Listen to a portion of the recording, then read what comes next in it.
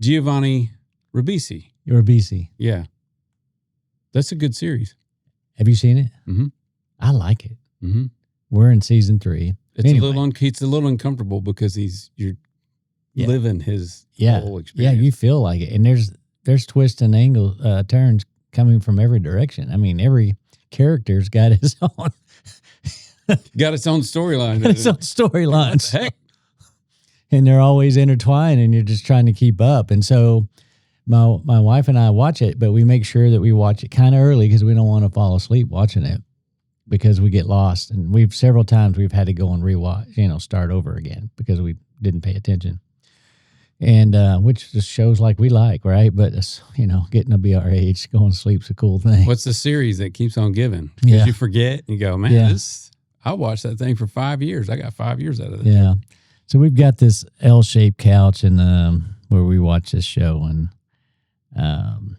typically I sit in a kind of a lazy boy type chair, and she sits on the sectional. And last night I decided to lay on the sectional, and she laid on the other part of it. And she goes, "You want a blanket?" And I said, "You give me a blanket, you know what's going to happen." You're going to sleep. I'm going to sleep. I don't think we saw 10 minutes of that show, either one of us. Yeah. Because typically she didn't. She's a night owl. I go to bed, 9 or 10 o'clock. She goes to bed at like 12. Yeah.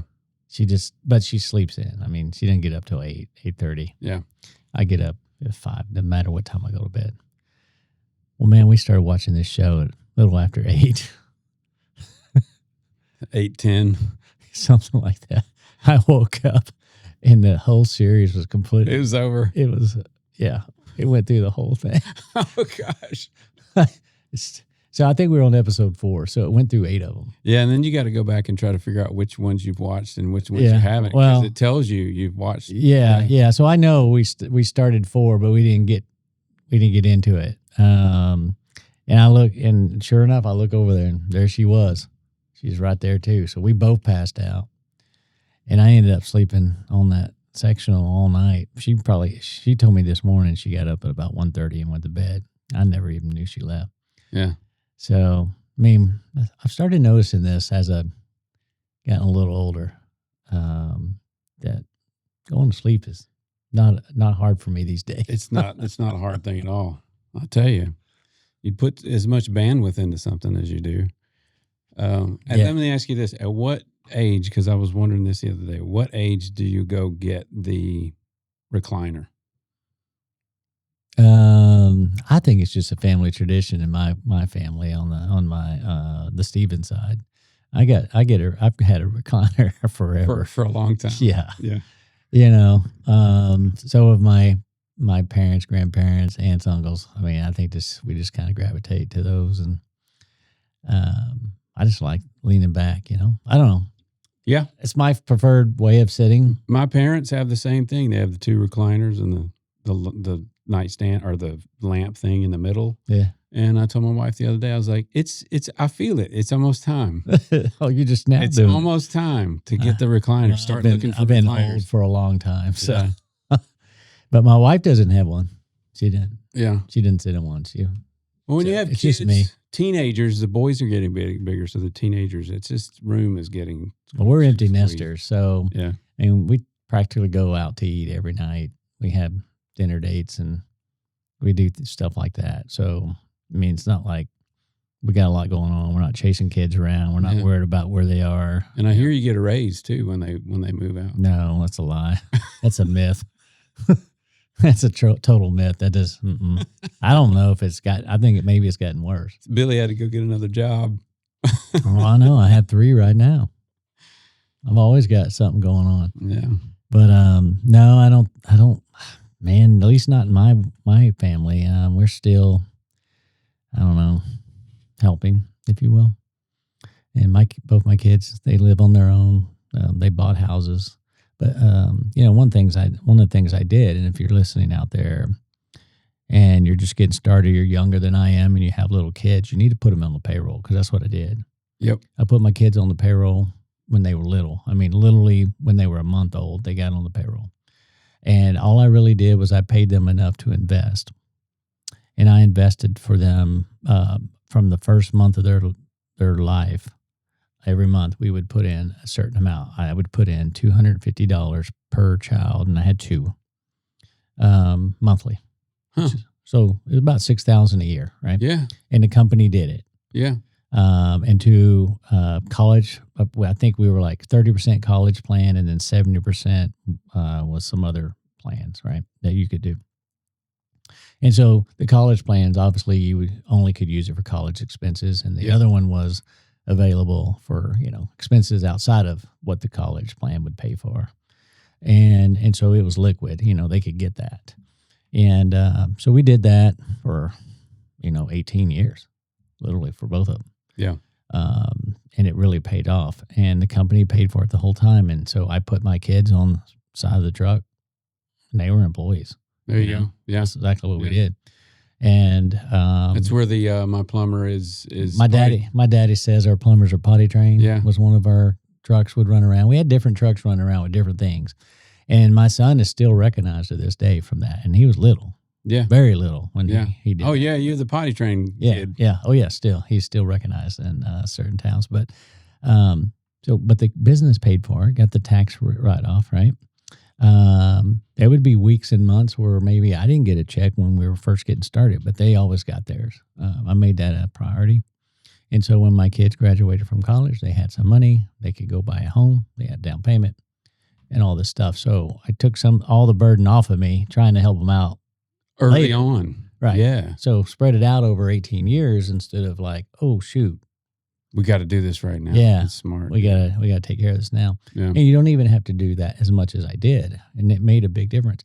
And fortunately, when I started doing them, the stock market was way low, all the stuff, and where it is now, and they made a lot. It quadrupled, or I don't know, it probably 10x'd over that time. It's crazy. Yeah, it was crazy how much it went up, and so the kids were set, and I didn't really have to do much. I just did it over time. And so it's a great tax strategy if you own a business. Also, if you own, if you've been successful and you have maybe a second home, a lake house, or, small ranch or something or whatever, you can literally lease that.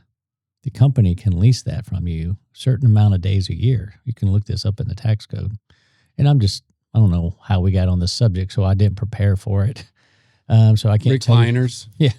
I can't tell you recliners, tax codes. I can't tell you what the tax code number is. But you can look it up. And here's the cool thing about it. You can, let's just say you rent it for $1,000 a day for 10 days a year. So $10,000. The house that your home that you're renting is tax free.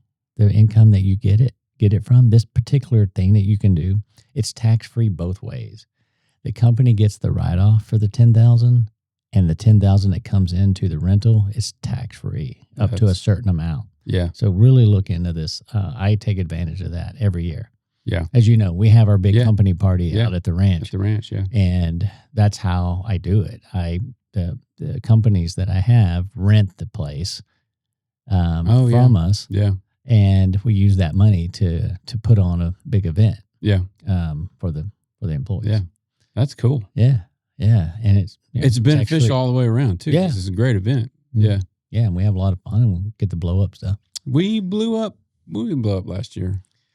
Blew up something. Was it a water heater? We blew up something. I think it was an explosion. I think we launched a water heater in the space. Yeah. Last year. Put a bunch of tannerite underneath it. Yeah. In the ground. It's still up there. I think it still is. It must be in orbit. It's in orbit right now.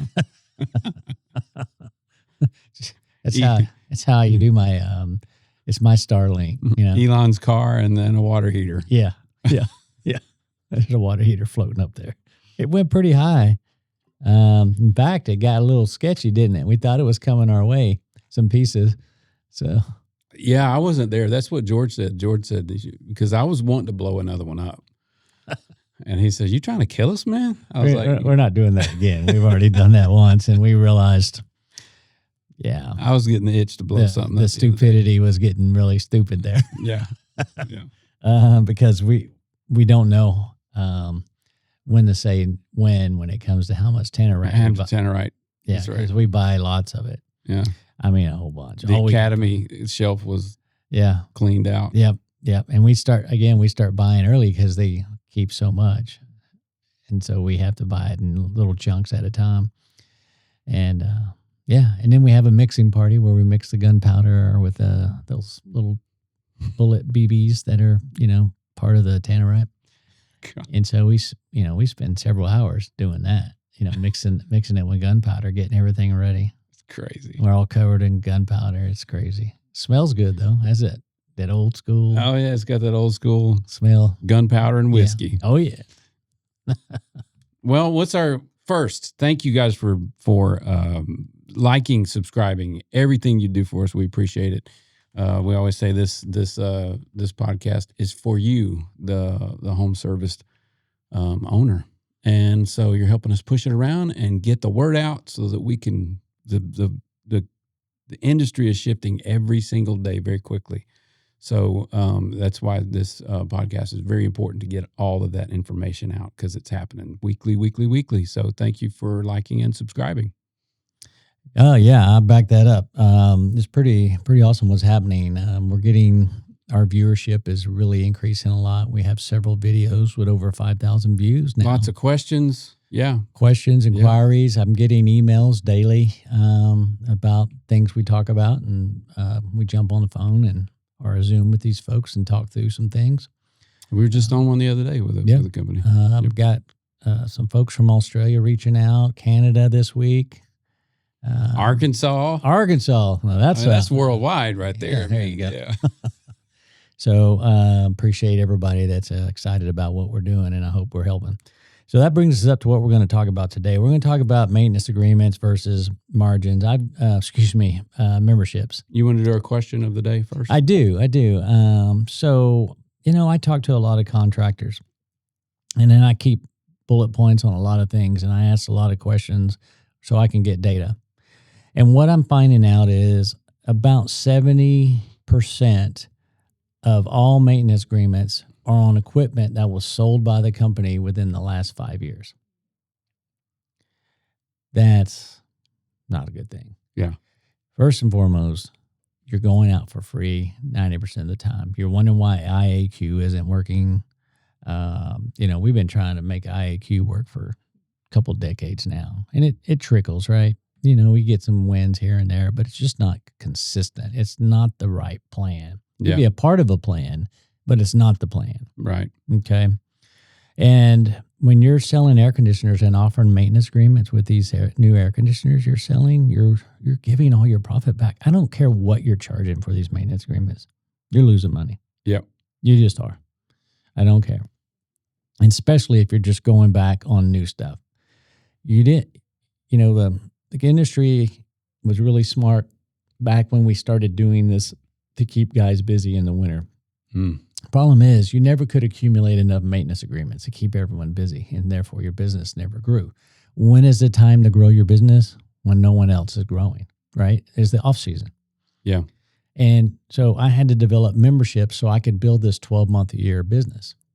And once I got the membership programs up and running, I could hire people, the really good people, because they were sitting on the couch. Yep. They were doing zero ticket, maintenance agreements in their own commission or whatever. Yeah. So zero equals zero, right? Zero. And so you don't even. It's hard to make a commission off zero. Yeah. So anyway, and then they'll come up with a spiff or something. And so not only were you not making on them, now you're paying. You're paying for nothing. So you're just giving all your profits back.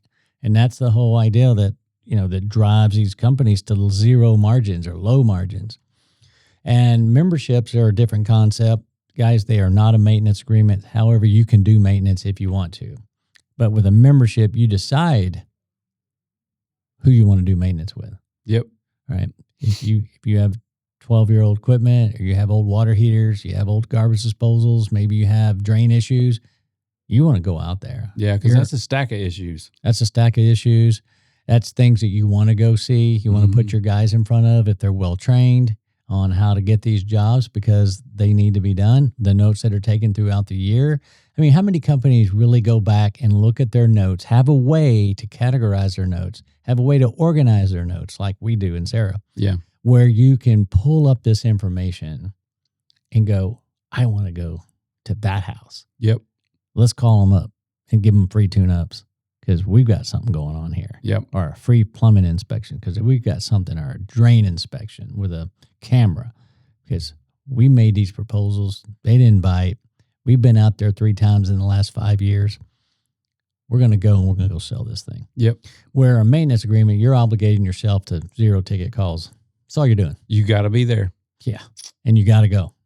And you got to, like, financially, you've got to offset the income until you go, which no one does, right? They take the money, they need it. Yep. Be it on their books. What I find so often is the balance sheet is stacked with all these maintenance agreements have-tos because they never take the time to take them off as they do them. Yeah. Or they haven't done them and it's they stack eternal maintenance agreement. Yeah. It's just a bunch of headache. Yeah. Maintenance agreements are a headache and they do not make you money. Yep. Sorry. Yep. But they appear to, but they don't. They're taking away the profit you made during the busier time. Where membership has no obligations other than helping you close a call right there on the spot. When you're selling something for, let's say, an average ticket of $1,000 and it's $1,250 if you're not a member, you save $250 if you spend $99. $99, yeah. They're taking that all. Who's going to say no to that? Yeah. And exactly. So that's why 2-column quoting is extremely important and it's set up properly. And not only that, you're constantly discounting without ever discounting your margin. You're still getting the margin you want, even though you're showing a discount to the customer. Yeah. And the maintenance agreement is really about that. So the question of the day is, you asked me about 10 minutes ago. Question of the day. Here it is. How many of your maintenance agreements are on equipment under 5 years old? What's the percentage? Because you need to, if you have a way of figuring this out, great. Figure it out and listen to what we have to say about that, or put it in the comments. If you don't have a way, I'm pretty sure you're 70% or higher. Yeah. Okay. So it's a chunk. It's a chunk of free work, right? I mean, even if you're charging $250 for that tune-up. Yeah. I mean, it's still, yeah. You're not getting any other sales, and you're upset because your guys aren't selling, right? We go through the same scenario every single year. Aren't you ready to change it? Are we ready? I mean, come on, let's change this now. Yeah. Let's start a membership program. Let's start doing 2-column quoting. Let's give those discounts without discounting and getting these members built up.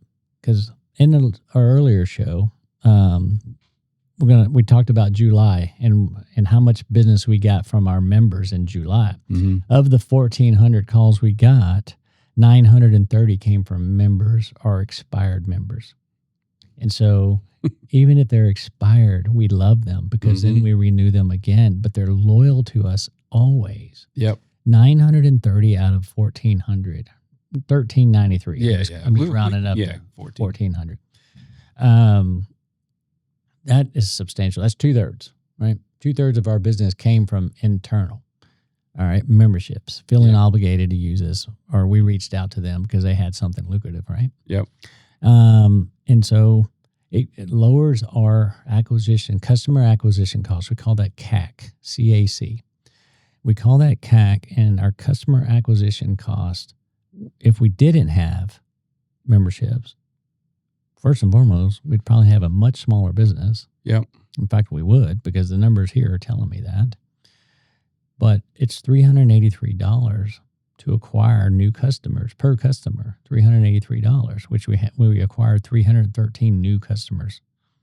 313 new customers that we paid for, and then 150 from referral. Yep. So 400 and something calls. That adds up to the 1,400. Mm-hmm.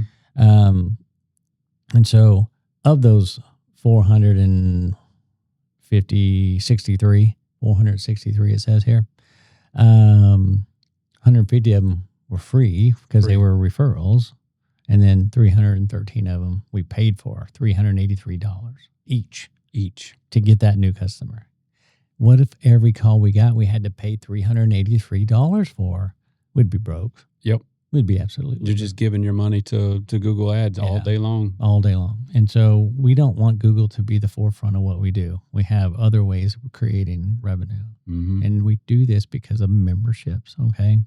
And so when 2/3 of our calls are coming from existing members and expired members, it's working. Yep. And I'm not spending all my money marketing. And so then my CAC, you dilute it down. So you take what your revenue was and you divide it by, the 1,400 and $85. $85. That's a stark difference. I mean, that's $300 cheaper. Yes, exactly right. Per customer. Yeah. So that's doable. That's called success, and it's easily done if you have the roadmap and how to do it, which obviously we have. And again, anybody that wants to come and visit Billy Go, you are welcome. You just let us reach out to us, and we'll get it set up. Someone from the team will get it scheduled. Our team is always available. You can talk to anyone in this company. I don't care who it is. The guy sweeping the floors in the back, he'll tell you everything he knows. And I'm going to tell you what, he knows almost as much as anybody else in the company. Yeah. Because we let them all know what's happening in this business. Yeah, we had a meeting Tuesday morning, and it's just, here's the whole mold. Here's all these numbers. That's right. Everybody's invited. Everybody's in. Everybody's understanding. We explain it in a way that they understand, because if they don't understand what it's like to run a business, then they become individuals for themselves instead of for the business. That's exactly right. And that's one of the things that we talked about the other day. I asked you the question, do you think that some of the, technicians in general, because I've worked in the auto industry as well, do you think some of the technicians in general just simply think about themselves most of the time? They do if you allow it. And yes, that's human nature, right? You're trying to make a living for your family, right? Yep. And it's human nature to It's right to make a living for your family, by the way. And you have to create a culture where they understand that the team aspect actually is better for them. Works together. It works together. And if we all work together, we have more success. Yep.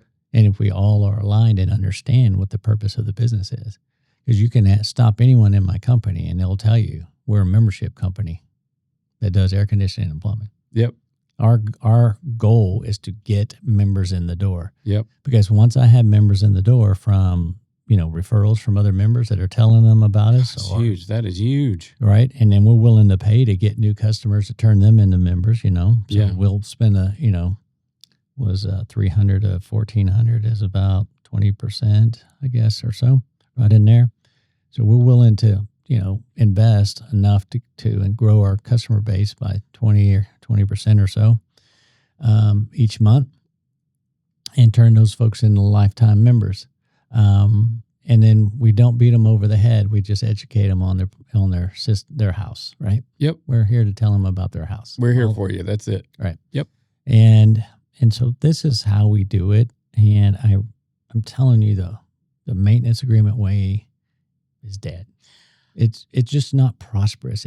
It's costly. I may have asked this last week, but how long has the maintenance agreement thing been around? Since the beginning of time? 80s, I guess. Yeah. Probably late 80s. You might as well be from the beginning of time, because that was, 50 years ago? Yep. So when I decided to do something different, I had about 180 maintenance agreements. I couldn't get any higher than that. And we changed the program. We did a trifold, and we explained it to the consumer really simply what a membership was. We sold 6,000 that year.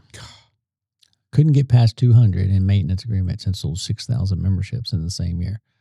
And this was in 2005, 2006, somewhere in there. Yeah. We made the change. What was the catalyst? What was the day that you said, what was the thing that you said, you know what? We're going this direction. Oh, I'll tell you, you know me, I never stop testing and ideas. I'm an ideal guy. And we were struggling. I was on my second year of an AC company. I had a plumbing company that I had bought from an existing person. And we tacked on HVAC. And I can talk to a whole series about when you should add another vertical. I can, because if you do it at the wrong time, it can kill you. And it was killing me. Yeah. Because I couldn't get it going. Yeah. And most people think that's the answer. And I was on my second manager because I knew absolutely nothing about air conditioning. I'm a plumber. Yeah. Right? I just knew nothing about it. And so I'm on my second manager, and I didn't need a manager for plumbing, right? I was the manager when we were smaller. And so I had to rely on someone else's expertise. And the business model, the more I would observe and watch and learn and how the process worked, I saw that it had cracks in it. And I was about ready to kill our HVAC department and just stay plumbing at that point. I don't know how it came to me, but one night I was just thinking, I got to do something different. I got to figure out a better way to do it. And I had just joined a gym for the first time ever. I've never done that before. And I'm like, what if that would work? What if we did that same concept where a gym doesn't care if you go work out? They just want you to pay your dues every month. We're open 24 hours a day, 7 days a week. Yeah. Yeah. And so I'm like, let's give it a try. So I found these guys that did creative marketing, graphic design, stuff like that. And I said, build me a trifold explaining this. This is what I want to do. I want a membership program, and this is what I wanted it to be like. And of course, they gave me a trifold that was so full that the letters, I couldn't even see the letters, had everything. I said, no, let's simplify it. So we cut that down in half. They cut it in half. Here's your magnifying glass, by the way, so you can read this. Yeah. And I was young back then, so it was a lot of info in there. I said, no, you're totally messing it up. The customer's got to get it in 3 seconds. They got to understand this in 3 seconds. I mean, very little information on each little part of the trifold, which is actually 6 sides, right? Yeah. And so there's no info on the front. It's going to be your logo and maintenance agreement. Membership, and then on the back it'll have something. Maybe a photo or something. I don't remember. I've got one saved. I've saved a lot of stuff from those days, so I have it somewhere. We made it very simple. Customers ate it up. They absolutely loved the thought of a membership, because back then, what we did in the beginning, we did give them a tune-up with it. Well, back then, everybody was charging $108.99 for a tune-up. We were charging $99. We don't care how many air conditioning systems you have. I was trying to build a customer base. I was trying to build an AC company. So instead of spending my money in the yellow pages, which I couldn't get the page one anyway, I think we're just in the dawn of Google. Yep. I had to create a business. I had to spend some money. Yeah. And so when I got started, our motto was, we'll tune up all your air conditioners. We don't care how many you have, for $99 a year. And they sold like hotcakes. And then we got this idea, well, what if we did a 10-year program? I think it was $399. It was a big discount, right? We sold those like crazy. I mean, hundreds of them. So and, for 10 years, $399 for 10 years. Yeah, I think is what it was. And so it allowed us to build this massive, all of a sudden our AC company grew to be 2/3 of the business. It surpassed plumbing in 2 years. And do you know what? And we'll get into this in a second, I guess. But what that does in a person's mentality, a customer's mentality, it's crazy. They trust you. Yeah. Yeah, they think you're giving them a great I'm deal. a member. Yeah. Yeah. And then you sell them equipment at retail. Yeah. But they think it's a great price because you've already proven that you do things affordably. Yeah. Because they don't really know the value. If you tell them it's $20,000, it's $20,000. I mean, that's how they thought. Of course, we weren't selling anything for $20,000 back then. Right. Not yet. So you were, they were selling like hotcakes is where you were. They were absolutely selling like hotcakes. Like I said, 6,000 of those. So, we were this little bitty $3 million company. That was combined. And we went to $10 million like 3 years later. And back then, back in the day. Yeah. Triple the thing way back when there were not very many companies at 10 million. I mean, very, very few. And that was a wild, wild west. Back then it was easier. I remember when the government changed from 10 SEER to 12 SEER. They couldn't make any more 10 SEERs, but you could still install them. And we had a 3,000 square foot office warehouse in a little, I want to call it not a strip center like for retail, but a strip center for like small businesses. Yeah. Where you get a little office and you get an overhead door. And across the street, one of the tenants moved out, and there was another space there the exact same size as what we had. But I didn't have the money. I was taking a lot of risk here. And I rented it. I asked the landlord, I said, can I rent this for the length of time that I have my current building? And he goes, yeah, I'll do that for you. I said, I don't want any office. Clear the office out of it. I just want warehouse. And so we got an additional 3,000 square feet. And then I went to my vendor and I said, how many 10-SEER condensers would you sell me based on my credit worthiness? How I need some terms, but I need to know how many can you sell me? I'm gonna tell you what. Back then, a 2-ton 10-SEER condenser was like $281. It was insane. Yeah. We filled that warehouse. Thankfully, they trusted me, and they gave me, I think, 6 months to pay them off. We filled that 3,000 square foot, and it had 20-foot ceilings in it. So we stacked them as much of the, however high we could stack them, so we wouldn't damage them. Right? They had to be it's 3 or 4 high. I'm not sure. Yeah. You don't want OSHA coming there and no, you don't want them teeter or tottering while you're walking by them. The wind blows. You don't want to bump them.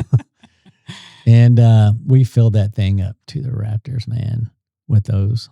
And we got into a summer and we started marketing. No one had any. Yeah. No one thought to do this. And we were the only game in town. And all the apartments were calling us because they're all 10-SEER. 10-SEER. People that, needed a new air, only choice was to buy 12-SEER. Yeah. So we would go and give them a bid for a brand new system, right? Because they had an old 10-SEER, right? And the bid, we could actually raise our prices, and then we'd bring this condenser in there that we paid $300, $400, depending on what the size was, and we could sell it for $3,000, $4,000. It was just printing money is what we were doing, and so it allowed us to raise our price on our equipment. Wow. To get the condenser sale. Yeah. That's what we wanted. Yeah. We'd get the equipment later, but we wanted to make, unbelievable margins. Right. And so I went from a struggling contractor that was doing okay. We were doing fine. I'm not complaining. I had a nice new house. I was doing good at $3 million. We were sitting there nice and pretty. To, from there to $10 million, just over 2 years. 2 summers, basically. It's crazy. Because I had 2 summers worth of 10-SEER equipment, right? And we were able to move into a gigantic building, and then the business just kept going. But we established ourselves because we were focused on getting customers, not getting sales. Yep. Right. I know that sounds weird. We want sales all the time. But you can't get blood from a turnip. That's right. And so we were willing to invest in the future. Yeah. I think we spend a lot of our time in today in this industry. And so we need to start thinking about the future. For instance, it's August. You shouldn't be thinking about summer. All that should be laid out and things are happening, right? Yeah. You should be planning the fall. You should start looking through all this data you have and start planning who you're going to contact for tune-ups, right? That have old equipment that bought memberships. And even if they didn't buy a membership and they got old equipment or old water heaters, because we get this data on everything, on every home. Yeah. We are already preparing to start talking to them at a certain date so we can start doing fall stuff. Now, I understand memberships don't include tune-ups as a contract, right? It's not a maintenance agreement, but you will do them for the customers that have the right opportunities for you. Yep. That's the beauty of it. Yep. And so we're going to, transition from, obviously we have a summer we're still going through and people are working on the summer, but there's other people in the business that will start looking at what we're going to do for the fall now, right? We got to start that now. We can't wait till the fall comes. Yeah. That's not what you do. How many people wait and go, oh, we should probably do some fall stuff now? And it's November. Right. It's been a tough summer for a lot of contractors. You know, I'll say this, Billy Go HVAC is up 27% this year, where my vendors are down 40%. They're struggling because other folks are struggling, but the Billy Go itself, the HVAC department is up 27% this year. Again, another double-digit growth year again. And memberships, I'm telling you. This is how we do it. Yeah. And it's because it's there. Right. If it's not there, you don't have it. Yeah. I mean, it's very simple. Yeah. If you don't have the customer base, it's just not there. That's right. But you can have a customer base, but they're not motivated. They're not motivated. Memberships motivate them. Yep. You can talk to them in a different way. Yep. And that creates motivation, and they respond. And they jump online and they book because we just give them a email with a click in it. They can just click right there, pulls up our website, and they're in their portal. Yep. Right? We make it super easy for them to do business with us. Just click here. They don't even have to call us. Yeah. And we don't ask them a zillion questions. We already know what they're looking for, right? We sent the email, so we know what they're asking for. If we're saying we have a water heater special, and they click on the book online, we talk about water heaters. The history's there. Everything's there. The history of helping them is there. There's no barrier to any of it. No. All they have to do is go, you know what? We probably do need to replace that water heater. He's told us a couple of times now. Yeah. It's time. Yeah. Right? This year it may happen with that customer, and maybe next year, but it will happen. Yeah. And so that's why we try to accumulate as many customers as possible. Yeah. Through this program. It's all about accumulating people. That's why we're we're not a maintenance. We're a membership company that does plumbing and air conditioning, and it works in plumbing just as well as it does air conditioning. That's the beauty of this, because I've never really heard of maintenance agreements for water heaters or plumbing systems. No, it's just not really there. But with the membership, it works. Yeah. It's now because you're in the club, right? Yep. And if you're in a club, you want to be cool. And if you're cool, you're buying stuff. You don't want to be the one left out, do you? Right. And we have big sales and stuff just for our members, right? Just to get them motivated. But one of the things we do that I want to definitely talk about is we don't sell in our emails very often. Our emails are more informative, do it yourself, meet some people here at the office or out in the field, meet some folks. We do bios, and we talk about, we're really big on do it yourself. It's a great lead. I'm coming up with some more stuff right now. Things that we could do. Oh my God. It's just how to, I was looking at my son's sink because I never go in their bathroom ever.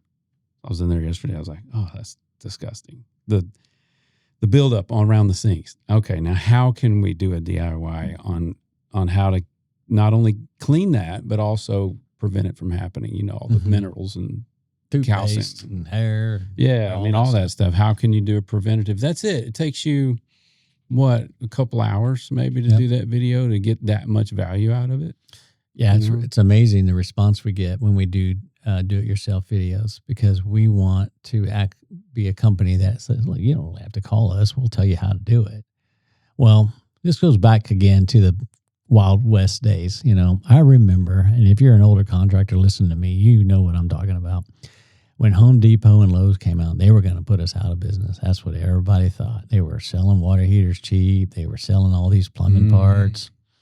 We were all up in arms that they were going to, and we were all complaining here in Texas because they could advertise without a license. We had to have our master license on everything. They could do it without it. I didn't realize that. Oh, yeah. They didn't need a license. I didn't even realize they could get around it because they were just selling the heater, but they were subbing out the work, right? Yeah. And so it was very unfair, and we were all very threatened. But one thing I realized, our busiest day became Monday and the weekends. Yep.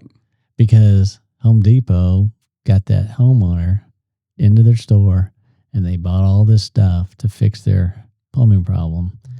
and they made it a whole bunch worse or didn't even fix it. They spent the entire weekend not enjoying the weekend, messing things up. And actually the opposite happened. We became very busy because of Home Depot and Lowe's. I know that trip. Yeah. It's not going to take me very long. I'll get down there about 1 o'clock in the afternoon, pick that up on Saturday. And then, if I tear the water heater out right now, that's not going to work because we got to get up in the morning and take showers. And I'll do it Sunday afternoon. It don't happen. There's been many a water heater sitting in a garage. Yeah. Tech gets there and there's stuff. And he's like, I don't know how to do this. I don't know what I'm doing. And we didn't even have YouTube. Yeah. So they couldn't figure it out. That's crazy. Do you know how to solder? I don't know how to solder, And so we ended up getting really busy instead of going, being threatened by the big box stores. And now we have all kinds of threats, with online stuff. But, how do you overcome that? We'll do a show on that. We won't stick to today's topic. But, if you really want to grow your business, even in downturns, even in tough economic times, you need to put together a membership program. You need to become a membership company. And one of the things we didn't talk about real quickly. So you got your two column quoting. Okay. You got a non-member price and a member price. The member price is the margin you need to be profitable. The non-member price is a penalty if you don't buy a membership. So you get more money than you're expected to, but no one's going to do that, right? Yep. So you have the membership price, so you're discounting, but yet you never discount the margin you need to be profitable. That's very important. It's extremely important. People want a deal. You're giving them a discount before they even ask for it, and it's substantial. It's 15% less, okay? So the higher the ticket, the bigger the discount. Yep. And so they're not even having to ask for it, and you're showing it to them, and you're giving it to them. And then you sell them a membership on top of this.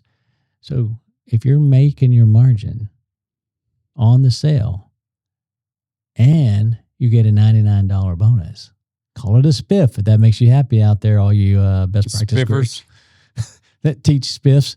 Let's call it a spiff back to the company. Spiffs, if you don't know, spiff is a cuss word around here. Yeah. So we're getting a spiff.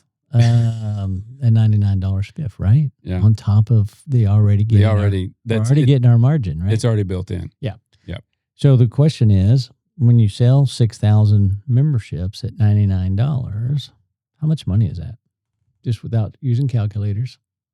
I'll give you 3 seconds. 3, 2, 1. It's not 60,000. It's 600,000 for all you thinking about that.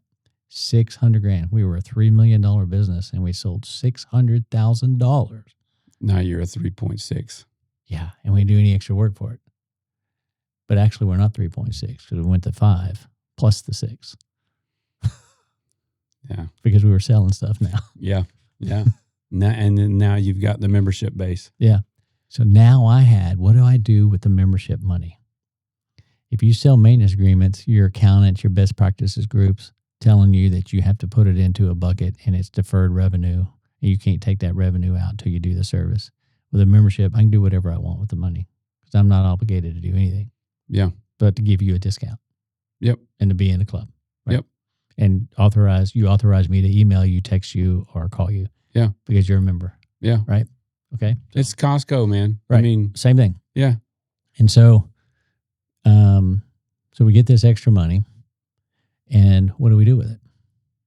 Well, I market with it because I want more members. So I pour that money back into marketing. And when I pour it back into marketing, I'm able to go out and buy more members. You didn't go buy a boat. Well, I might have. Or another something. Not at first. Because I was building a business. My point. Most people are going to go buy a boat. No, I didn't. Right off the bat. No. They're not. They don't think. Oh, no. Future. No. There was this new thing coming out called Google. And that's where it went. Yeah. Yeah. It all went to marketing. Yep. Now, I did have a really nice race car with Berkey's splattered all over it. Maybe some of that money went to tires and race fuel. You didn't get that until you invested into your future. It was a couple years, right? Yeah. It wasn't right away. Right.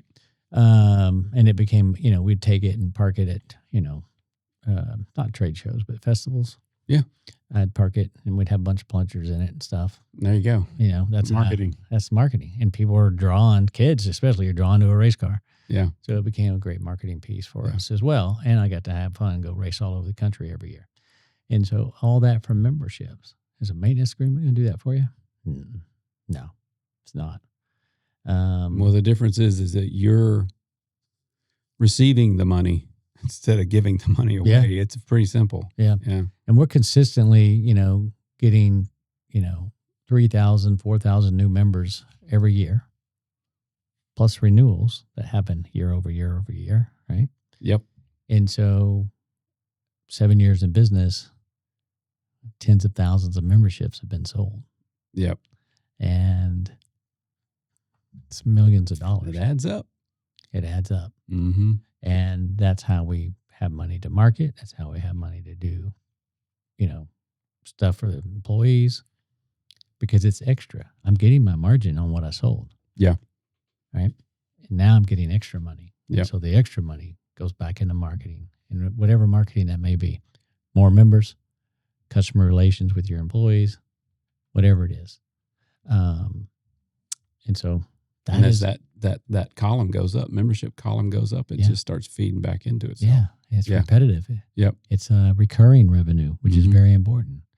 And it causes, Coop and I talked about, and we talked about the other day, it causes reviews. It causes referrals. Yep. I mean, you got a member. We had somebody email the other day and said, I want to refer you guys.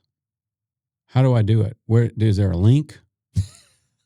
Cooper was like, yeah, I'll give you a link here. 150 times 150 times just in July. Sure. That happened. And that referral from that member is going to be so strong, much stronger than it would be somebody that, because the tech doesn't have to sell anything when he walks up to the door. No, it's a done deal. The next door neighbors It's pre-sold. It's pre-sold. Yep. And if customers have a really good experience, they're going to tell somebody. Yeah. That's the important thing. Old school word of mouth. Yep.